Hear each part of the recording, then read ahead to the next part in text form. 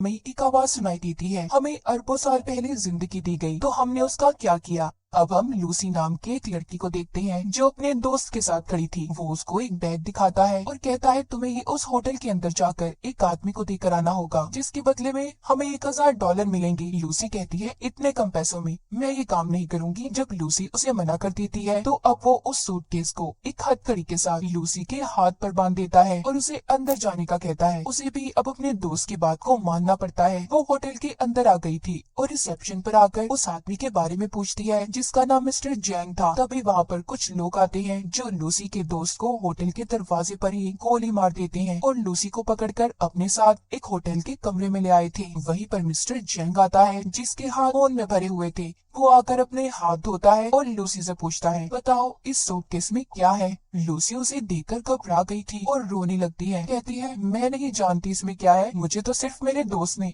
आपको ये सूटकेस देने का कहा था। अब वो उस सूटकेस का कोड बताकर चुप जाते हैं और लूसी से उसे खोलने का कहती है। वो पूछती है क्या है इसमें, कोई बॉम्ब है। जैंग कहता है हो सकता है, मुझे तुम्हारे दोस्त पर बिल्कुल भरोसा नहीं, वो कुछ भी कर सकता है। लूसी को बहुत डर लग रहा था, वो उसे खोलने से मना कर देती है। जैंग के आदमी जब उस पर गन करते हैं तो बेचारी डर कर कहती है वेट रुको मैं खोलती हूँ। अब वो उस सूटकेस को कोट लगाकर जब खोलती है तो उसमें से 4 नीली कलर के पैकेट्स मिलते हैं जो किसी तरह का ड्रग था। अब उस ड्रग को टेस्ट करवाने के लिए जैंग के लोग एक आदमी को लाते हैं। जब वो उस ड्रग को सूंघता है तो वो अजीब अजीब हरकतें करने लगता है और जोर जोर से हंस रहा था। जैंग को उस आदमी की बात बिल्कुल पसंद नहीं आती। वो लूसी के सामने ही उसे गोली से मार देता है। अब जैंग लूसी से कहता है मैं तुम्हें एक जॉब नौकरी देना चाहता हूँ। लूसी कहती है नहीं, मैं कोई जॉब नहीं करना चाहती, मुझे बस यहाँ से जाने दो। तभी जैंग का एक आदमी लूसी को जोरदार मुक्का मारता है जिससे वो बेहोश हो गई थी। इसके बाद हम एक प्रोफेसर को देखते हैं जो अपने लेक्चर में सभी सुनने वाले लोगों को बता रहे थे कि जमीन पर रहने वाला हर जानवर अपने दिमाग का 3% हिस्सा ही इस्तेमाल कर पाता है, मगर इंसान इन चीजों में सबसे आगे है जो अपने दिमाग का 10% हिस्सा इस्तेमाल करता है। मगर डॉल्फिन मछली इंसानों से भी आगे है, वो अपने दिमाग का 20% हिस्सा इस्तेमाल करती है, यानी कि वो इंसानों से ज्यादा ज़हीन है। पर प्रोफेसर कहती है अगर कोई इंसान अपने दिमाग का 20% इस्तेमाल कर ले तो पूरी तरह से वो अपने जिस्म पर काबू पा सकता है, और अगर इंसान का दिमाग 40% तक काम करना शुरू कर दे तो वो सामने वाले इंसान को भी कंट्रोल में कर सकता है। वहीं पर ऑडियंस में बैठा एक लड़का पूछता है सर अगर कोई इंसान अपने दिमाग का 100% इस्तेमाल कर ले तो क्या होगा। प्रोफेसर कहते हैं इस बारे में तो मैं खुद भी नहीं जानता कि तब क्या होगा। उधर जब लूसी को होश आता है तो उसके पेट पर पट्टियां बंधी हुई थी और उसे दर्द हो रहा था। उसे लगता है शायद इन लोगों ने उसके जिस्म का कोई हिस्सा निकाल लिया है। जब वो बाहर जाने लगती है तो उधर कुछ लोग आते हैं जो उसे पकड़कर अपने साथ ले गए थे। वो उसे जैंग के सामने ले आते हैं। लूसी वहाँ पर उनसे पूछती है कि तुमने मेरे साथ क्या किया है, बताओ मुझे। तभी वहाँ पर एक डॉक्टर कहता है फिक्र नहीं करो, हमने तुम्हारे साथ ऐसा कुछ नहीं किया, बस तुम्हारे पेट को काट कर उसमें ड्रग्स के पैकेट को रख दिया है। अब वहाँ पर 3 और आदमियों को भी लाया जाता है जिनके पेट में इसी ड्रग को रखा गया था। दरअसल इन चारों को ये ड्रग अलग अलग जगह पर डिलीवर करना था और अगर इनमें से किसी ने भी चालाकी करने की कोशिश की तो इनकी फैमिलीज को मार दिया जाएगा। जैंग के आदमी इन लोगों के मुंह पर कपड़ा डालकर इन्हें ले जाते हैं। इसके बाद लूसी खुद को एक बंद कमरे में पाती है जहाँ पर वो आदमी था जिसके लिए लूसी उस ड्रग को लेकर आई थी, मगर वो उसके साथ बदतमीजी करने की कोशिश करता है। जब वो उसे मना करती है तो वो आदमी अब लूसी को मारने लगा था। वो उसे नीचे गिराकर उसके पेट में जोर जोर से टांगे मारता है, जिस वजह से लूसी के पेट में जो पैकेट था वो फट जाता है और ड्रग उसके खून में शामिल हो गया था। उस ड्रग के खून में शामिल होने की वजह से लूसी के जिस्म में अजीब होने लगा था, वो तड़पने लगती है और उसका जिस्म हवा में उड़ रहा था।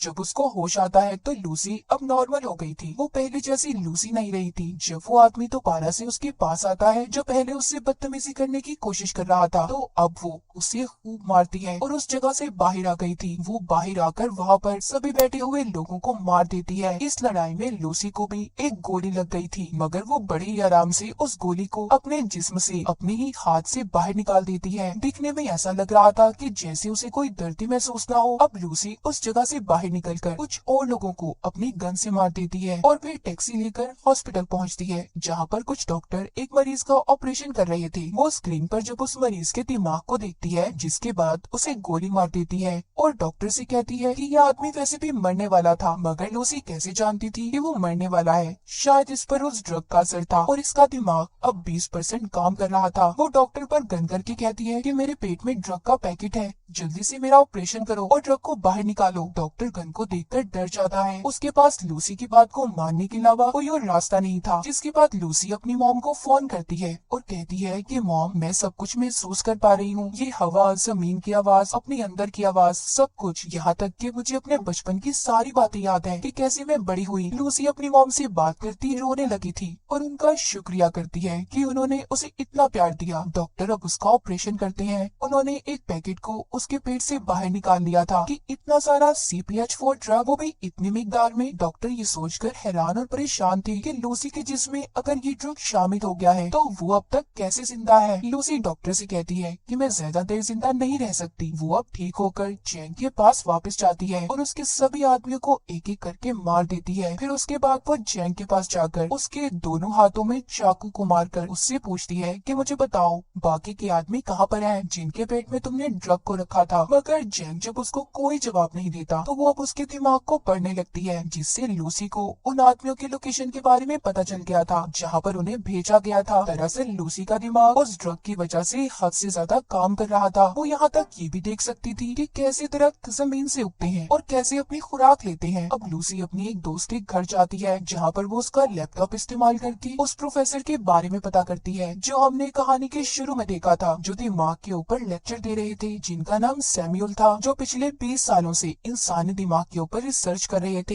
वो उनके बारे में सब पता करके उन्हें कॉल करती है। लूसी उन्हें बताती है कि मैंने आपकी वेबसाइट पर 7000 पेजेस को पढ़ लिया है, मैंने पूरी रिसर्च पढ़ी है जो मुझे जुबानी याद है। लेकिन प्रोफेसर सैमुअल को उसकी बातों पर जरा भी यकीन नहीं था। तभी अगले ही पल लूसी प्रोफेसर सैमुअल की टीवी स्क्रीन पर होती है, क्योंकि उसने अपने दिमाग का 28% इस्तेमाल कर लिया था। वो अब सभी इलेक्ट्रॉनिक्स चीजों को कंट्रोल में कर सकती थी। लूसी उन्हें बताती है, आपने अपनी रिसर्च में जो कुछ भी लिखा है सब कुछ सही है, मेरे दिमाग में बहुत सी बातें हैं, मैं इनका क्या करूं, मैं बहुत कुछ जानती हूं। तो प्रोफेसर सैमुअल कहते हैं, फिर तो तुम्हें ये सब बाकी लोगों को भी बताना चाहिए। लूसी अब प्रोफेसर सैमुअल से मिलना चाहती थी। सबसे पहले वो बेस बदलकर एयरपोर्ट पर जाती है, जहाँ पर उसे वो आदमी मिलते हैं जिनके पेट में जैंग ने ड्रग्स को रखवाया था। वो इस बारे में पुलिस को बता देती है और साथ ही उनके स्क्रीन पर उनकी तस्वीरों को भी भेज दिया था। पुलिस जिसके बाद अपना काम शुरू करती है और उन लोगों को पकड़ लेती है। लूसी ने अब अपने दिमाग का 40% इस्तेमाल कर लिया था। उसके जिस्म में जो सेल्स थी वो टूटने लगते हैं और उसकी जिल्द जल रही थी। वो सबसे छुपकर खुद को वॉशरूम में बंद कर लेती है और जल्दी से ड्रग के पैकेट को निकाल कर लेने लगी थी, जिसको खाते ही वो बेहोश हो जाती है। जब उसको होश आता है तो वो खुद को हॉस्पिटल में पाती है। वो अपने दिमाग का